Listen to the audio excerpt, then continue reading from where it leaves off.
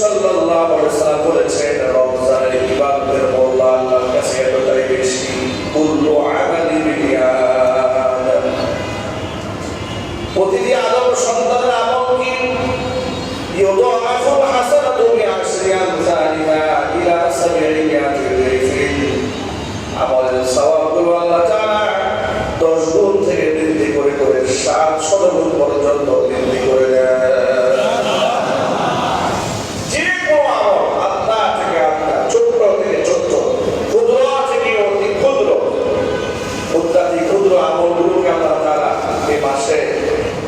যার ইখলাস যত বেশি, যার মহব্বত যত বেশি, তার প্রাপ্তিও আল্লাহর কাছে তত বেশি। এর মানে হচ্ছে এই জিনিসটা কোরআন রমজান মাসে নাযিল হলো, এর তেলাওয়াতের গুরুত্ব রমজানে অপরিসীম। প্রত্যেক রমজানে জিবরাইল আলাইহিস সালাতু ওয়াস সালামকে নবী করিম সাল্লাল্লাহু আলাইহি ওয়াসাল্লাম তার উপর নাযিলকৃত কোরআনের যতটুকু অংশ ছিল প্রত্যেক রমজানে এটা জিবরাইলকে মুখস্থ করে শোনাতেন। আল্লাহু আকবার। দাওয়াত করতেন, আবার জিবরাইল রাসূলকে শোনাতেন, নবী করিম সাল্লাল্লাহু আলাইহি ওয়াসাল্লাম জিবরাইলকে শোনাতেন। রমজানে কোরআন তেলাওয়াতে তো বিরাট আমল রয়েছে। যদি কোনো ব্যক্তি রমজানের বাহিরে এই কোরআন তেলাওয়াত একবার শেষ করে পুরো কথা, সে পাবে 10 গুণ সওয়াব। রমজানের বাহিরে, রমজানের ভিতরে যদি সে এক খতম কোরআন করে আর সেই কোরআনের তেলাওয়াতের মহব্বত, ভালোবাসা, আন্তরিকতা, ইখলাস, সওয়াব প্রাপ্তির আশা যদি একেবারে অকুণ্ঠ থাকে, তাহলে এক খতমের বিনিময়ে সে 10 খতম সওয়াব পাবে না, 700 খতম করলে যে সওয়াব হতো বান্দার আমলনামা আল্লাহ সেই সওয়াব লিখে দেবে। এই হচ্ছে রমজান মাসের স্পেশাল ফজিলত। এটা অফারের মাস। কিসের মাস যদি বলেন তো ভাই? এটাকে অফারের মাস হিসেবে ব্যবহার করতে হবে। দুনিয়াবি কোনো অফার দেওয়া হলে কোনো কোম্পানির পক্ষ থেকে লোকেরা ছাপিয়ে পড়ে লুফে নেওয়ার জন্য। মেগা শপগুলোতে, মেগা মলগুলোতে সেখানে 10%, 20% যখন ছাড় দেওয়া হয়, ডিসকাউন্ট যখন লিখে দেওয়া হয় ডিসপ্লেতে, দেখবেন কাস্টমারের ভিড় পড়ে যায়, ঠিক না? মেগা মলে যদি সামান্য ডিসকাউন্ট, এবং এটা খুবই ক্ষণিকের, আবার ডিসকাউন্ট সম্পন্ন দেওয়া হয় না, সেখানে দেখবেন সবচেয়ে নিম্নমানের প্রোডাক্টগুলোতে অচল অকেজু 2 বছর 3 বছর পরে আছে, কেউ নিচ্ছে না, কিংবা জোড়া নিচ্ছে না, সাইজ নিচ্ছে না, এগুলোর মধ্যে প্রোডাক্টে ছাড় দিয়েছে। সেটা নেওয়ার জন্য লোকেরা ভুলিয়ে করেছে। আর রমজান মাস এটা আখিরাত প্রাপ্তির এমন এক মাস যে এই মাসে আল্লাহ তাআলা প্রতিনিয়ত বান্দাকে ক্ষমা করতে থাকেন। কত সংখ্যক বান্দাকে আল্লাহ ক্ষমা করেন এর হিসাব একমাত্র আল্লাহ পাকের কাছেই জানা আছে। কত সংখ্যক মানুষকে এই মাসে আল্লাহ তাআলা ক্ষমা করে দেন। এই মাসে কোনো বান্দা যদি 1টি টাকা দান করে আল্লাহর পথে, যদি মহব্বত বেশি থাকে, সে 700 গুণ সওয়াব পাবে। আল্লাহ বলেন সুবহানাল্লাহ। এই মাসে দানের হাতকে সম্প্রসারণ করতে হবে। দানের ক্ষেত্রে কৃপণতা করা যাবে না। আল্লাহর হাবিব বলেন, সেটা যে কোনো আমল হোক সে নফল ইবাদত, কোরআন তিলাওয়াত, তাসবিহ তাহলিল, জিকির, আজকার, দান, সাদাকা, মানুষের সহযোগিতা কিংবা ভালো পরামর্শ, যে আমল ইবাদত করুন না কেন সওয়াব পাবে 700 গুণ। মাঝখান থেকে আল্লাহ রাব্বুল আলামিন বলেন, আল্লাহু তাআলা, তবে হ্যাঁ হুজুর বলেন, আল্লাহ তাআলা বলেছেন ইল্লা সাওম। রোজার বিষয়টা কিন্তু ভিন্ন। এটা আমরা ভুলায় ফেলো না যে রোজা মনে হয় এক রোজার বিনিময়ে 700 গুণ সওয়াব দেওয়া হবে, 700 গুণ দেওয়া হবে। বিষয়টি এমন নয়। পৃথিবীর সমস্ত ইবাদতের প্রাপ্তিগুলো, পরিমাণগুলো কি হবে কোরআন সুন্নাহর মধ্যে পাওয়া যায়। যেমন হজের ব্যাপারে এসেছে, মান হাজ্জা লিল্লাহি ফালাম ইয়ারফুদ ওয়া লাম ইয়াফসুক রাজা'a কায়াউমিন ওয়ালাদাতহু উম্মুহু। কোন ব্যক্তি যদি একমাত্র আল্লাহর জন্য হজ করে আর হজের মধ্যে কোন প্রকার পাপাচারের মধ্যে সে নিয়োজিত না হয়, বাজে কোনো কথাবার্তা গালিগালাজ সে না করে, হজ প্রাপ্তির বিনিময়ে জান্নাতের এমন ভাবে তার জন্য ওয়াজিব হয়ে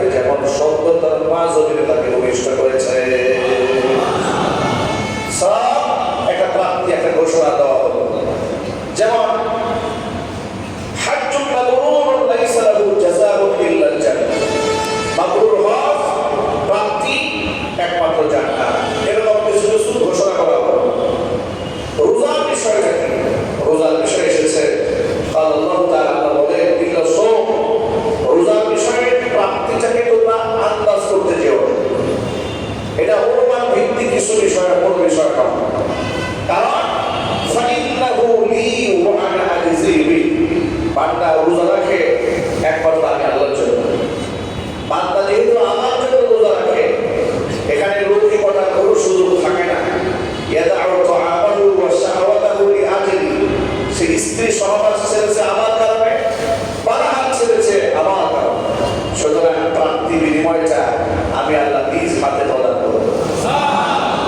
সেটা কি প্রদান করবো এটা আমার কাছে থাকলো, এটা আমি বান্দাকে আমাদের পোষায় দেবো। চিৎকার দেবো আল্লাহু আকবার। وفي رواية وأنا مجزى به আরেকটি বর্ণনা মধ্যে এরকম পাওয়া যায় যে রোজার বিনিময় আমি আল্লাহ নিজে বান্দার জন্য হয়ে যাব। রোজা এটা বিরাট প্রাপ্তি ইবাদত, এটা আমাদের জন্য ফরজ করা হয়েছে। রোজা নাকি সুন্নাত না ফরজ। মুসলমান আগে বালে হোক সে নারী কিংবা হোক সে পুরুষ, সুস্থ এবং মুকিম যদি হয় তাহলে অবশ্যই নিয়তের সাথে সুবহে সাদিক থেকে শুরু করে সূর্যাস্ত পর্যন্ত পানাহার স্ত্রী সহবাস থেকে বিরত থাকতে হবে। সাথে সাথে রোজা ভঙ্গকারী যতগুলো কাজ আছে সব কাজ থেকে বিরত থাকতে হবে, তাহলেই তা রোজা বলে গণ্য হবে। কিন্তু এই রমজানের রোজাকে শুধু না খেয়ে থাকাটা আমরা সাধারণত রোজা মনে করি। শিশুকাল থেকে আমরা দেখে এসেছি যে রমজান মাসে রোজা রাখে, এটা একটা রোজার একটা আনুষ্ঠানিকতা মুসলিম সমাজে দীর্ঘদিন ধরে চলে এসেছে। আলহামদুলিল্লাহ, সবাই বলুন আলহামদুলিল্লাহ। এটা একটা পজিটিভ সাইন, এটা ভালো দিক যে আমাদের সমাজের লোকেরা রোজাকে যথেষ্ট শ্রদ্ধা করে, সম্মান করে। ব্যতিক্রম তো কিছু লোকজন আছে, আল্লাহ তাদেরকে হেদায়েত দান করুন। জোরে বলুন আমিন। রমজান মাস এসেছে, রোজার বিনিময়টা আল্লাহ পাক দেবেন নিজ হাতে। কিন্তু রমজান মাস কাদের জন্য? কারা এটাকে ফরজ হিসেবে পালন করবে?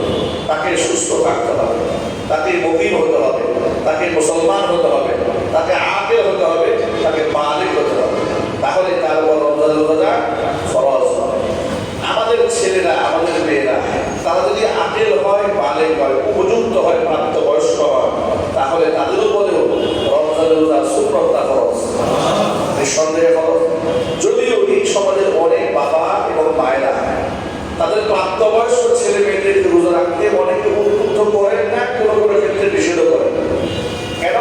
এই কথা বলেন যে বাবা সারাদিন তোমার না খেয়ে থাকতে খুব কষ্ট হবে। মা উঠতি বয়সের মেয়ে যৌবন সুই সুই কিংবা যৌবনের পদার্পণ করেছে, বালেগা হয়ে গেছে, তার উপর রোজা রাখা নিঃসন্দেহে ফরজ। মায়ের আদর করে বললো যে না, রোজা রাখলে তোমার চেহারা নষ্ট হয়ে যাবে, স্বাস্থ্য খারাপ হয়ে যাবে, এই কথা বলে আদর সোহাগ দেখিয়ে সন্তানকে শেষ রাতে ডাকলো না। এরকম বিপদগামী বাবা মা কি এই সমাজে আছে না? নিঃসন্দেহে আছে। ওই সমস্ত গার্জিয়ানদের উদ্দেশ্যে আমাদের স্পষ্ট বার্তা হলো এই যে আমি আমার সন্তানকে, আপনি আপনার সন্তানকে, ছেলে মেয়েদেরকে যতটুকু না ভালোবাসেন কিংবা আমরা ভালোবাসি, আমার আপনার চেয়ে মহান রব তার বান্দা এবং বান্দিকে কোটি কোটি গুণ বেশি ভালোবাসেন। ঠিক কিনা বলে? এই যে আমাদের যে মহব্বত, আমাদের যে ভালোবাসা, আল্লাহ তাআলা তার ভালোবাসাকে 100 ভাগে ভাগ করেছেন। কত ভাগে? মহব্বতকে আল্লাহ তাআলা 100 ভাগে ভাগ করে দেন। 99 ভাগ মহব্বত আল্লাহ তাআলা শুধু নিজের মধ্যে রেখে দিয়ে দিলেন একমাত্র বান্দাকে মহব্বত করার জন্য। আর 1 ভাগ ভালোবাসা গোটা বিশ্ব পরিমণ্ডলের সকল কুল কায়নাতের সমস্ত মাখলুকাতের অন্তর আল্লাহ পাক ছড়িয়ে দিলেন। 1 ভাগ মহব্বত গোটা পৃথিবীর সমস্ত প্রাণীকুল, সমস্ত মানুষকুল, সমস্ত পক্ষীকুল, সকলের অন্তরে আল্লাহ একদম ছড়িয়ে দিয়েছেন মাত্র 1 ভাগ ভালোবাসা। সেই 1 ভাগ ভালোবাসা একটা ভাগই তো চতুর্দিকে ভাগ করে দেওয়া হয়েছে। কতটুকু সিটা ফোটা আমরা পেয়েছি? এই এতটুকু সিটা ফোটাতে মা ছেলের জন্য, ছেলে বাবার জন্য, বাবা ছেলের জন্য জীবন দিয়ে দিচ্ছে। সুবহানাল্লাহ। স্বামী স্ত্রীর জন্য, স্ত্রী স্বামীর জন্য, এমনকি পশু পাখিরা পর্যন্ত সন্তানের জন্য জীবন বিভিন্ন একদম বিষণ্ণ করে তুলেছে। আল্লাহু আকবার। 1 ভাগ মহব্বতের যদি ছেলেটা এই জায়গায় গিয়ে দাঁড়ায় যে আপনি আপনার বাচ্চাকে সে সাথে চাকরি দিচ্ছেন না, 1 ভাগে 100 কোটি ভাগের 1 ভাগ আপনি পেয়েছেন, আপনি 1 ভাগ তো একা পান নাই। ঠিক কিনা বলেন? এমন তো না যে 1 ভাগ আপনাকে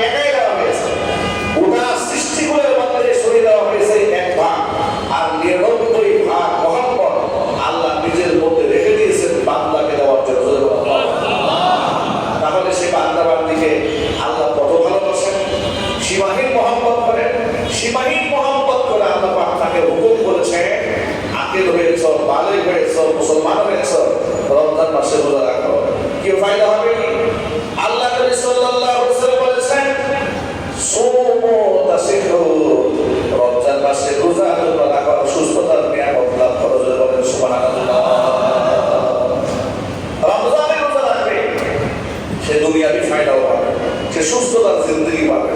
আপনারা হসপিটালগুলোতে তালাশ করে দেখেন, একটু কলেরা হসপিটালে যোগাযোগ করেন, রমজানে রোগীর সংখ্যা কম। রমজানে কিসের সংখ্যা কম? রোগীর সংখ্যা রমজান মাসে কম। কারণ এটা রাসূলের হাদিস, সুমু তাসিহু, রোজা রাখো সুস্থতার নিয়ামত তোমরা গ্রহণ করো। সাহাবায়ে কিরাম রাদিয়াল্লাহু তাআলা আনহুম আজমাইন রমজানকে উদযাপন করতেন একটু ভিন্ন আঙ্গিকে।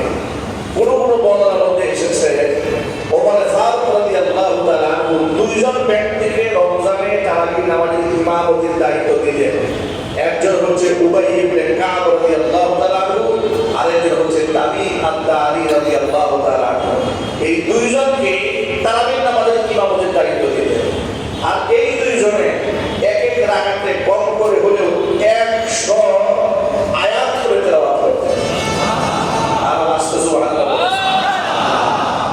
আমি হতবাক হয়ে যাই, তাদের যুগে ফ্যান ছিল না, বৈদ্যুতিক লাইট ছিল না, মরু প্রান্ত, মরু অঞ্চল, মরু দেশ, একেবারে গরমে তাপে উষ্ণতায় অন্তত ত্রাহি করে এক ফোঁটা পানির জন্য সেই জামানায় একটা মাত্র খেজুর খেয়ে ইফতার করে, একটা মাত্র খেজুর দিয়ে সাহারি করে সারাদিন রমজানের রোজা রেখে এশারার নামাজে দাঁড়িয়ে প্রতি রাকাতে 100 আয়াত করে তেলাওয়াত করতেন। আর সেই তেলাওয়াত তো আমাদের মতো পাইকারি তেলাওয়াত না, ঠিক কিনা বলেন? তেলাওয়াত করতে করতে অবস্থা কেমন হতো সাহাবায়ে কেরাম বলেছেন, তাদের দুজনের নামাজের ইমামতিতে যখন জামাত শুরু হতো তখন তাদের ইমামতির সেই 20 রাকাত নামাজ শেষ হতো। যখন একেবারে ফজরের ওয়াক্তের কাছাকাছি তাহাজ্জুদের সময় ঘটে আসতো তখন নামাজ শেষ হতো, এর আগে নামাজ শেষ হতো। চিৎকার দেবেন সুবহানাল্লাহ।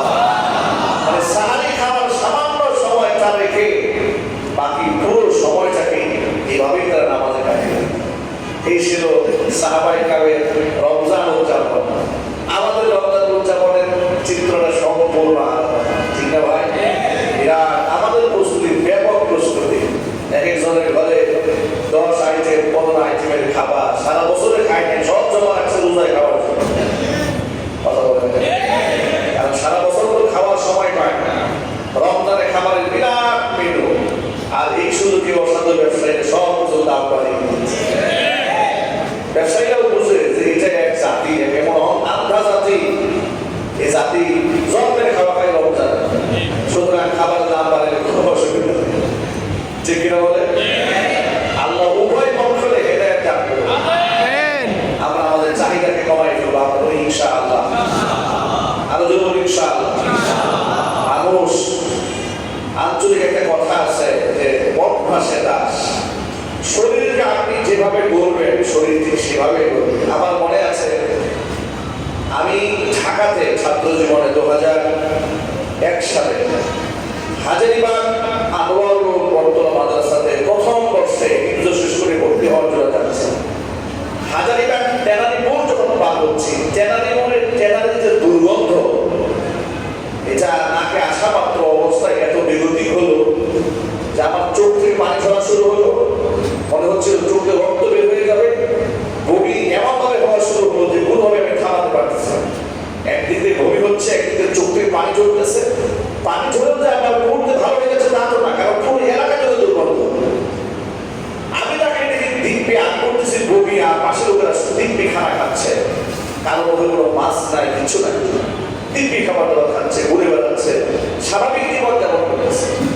তো সেখান থেকে বের হয়ে যাওয়ার পরে এলাকার স্থানীয় লোকদেরকে জিজ্ঞেস করলাম যে তারা সেখানে এইভাবে স্বাভাবিক জীবন যাপন কি করে করে। তারা বলল, হুজুর মানুষ তো অভ্যাসে দাস। তারা এগুলা শুদ্ধ অভ্যাসটা এমন হয়ে গেছে যে তাদের কাছে কোনো দুর্গন্ধ আর দুর্গন্ধই মনে হয় না। যদি যারা আতরের দোকানে চাকরি করে এদেরকে এখানে আনলে এরা দমবন্ধ হয়ে মারা যাবে, আর এদেরকে যদি খুশবুর দোকানে ওরা দমবন্ধ হয়ে মারা যাবে। কথা ঠিক লাগবে, ঠিক হবে? আমি এখান থেকে আপনাদেরকে মেসেজ দিতে চেয়েছি, আমাদের দেহটাকে আল্লাহ তাআলা এমন একটা মেকানিজম তৈরি করেছেন, আপনি এটাকে যেভাবে সেভ করবেন আল্লাহ তাআলা আপনার জন্য দেহটাকে সেভাবে মুআফিক বানায় দেন। সুবহানাল্লাহ। যে রিক্সাওয়ালা ভাইরা দিনের বেলায়, আপনার এখন তো অটো বেশি হয়ে গেছে, পায়ে পেটের উপরে যে রিক্সাগুলো চালানো হয়, আমি এরকম আমার বাস্তবে অনেক মানুষকে দেখেছি রিক্সা রিক্সা চালাচ্ছে কিন্তু রোজাদার, কি নাই ভাই সমাজে? রিক্সা চালক রোজাদার, দিন মজুর রোজাদার, কৃষক, শ্রমিক, কুলি, মজুর, ঠেলাওয়ালা রোজাদার, গার্মেন্টস শ্রমিক রোজাদার, আছে না? আরো যদি বলেন, হজের সফরে আল্লাহ তাআলা যখন গিয়েছিলেন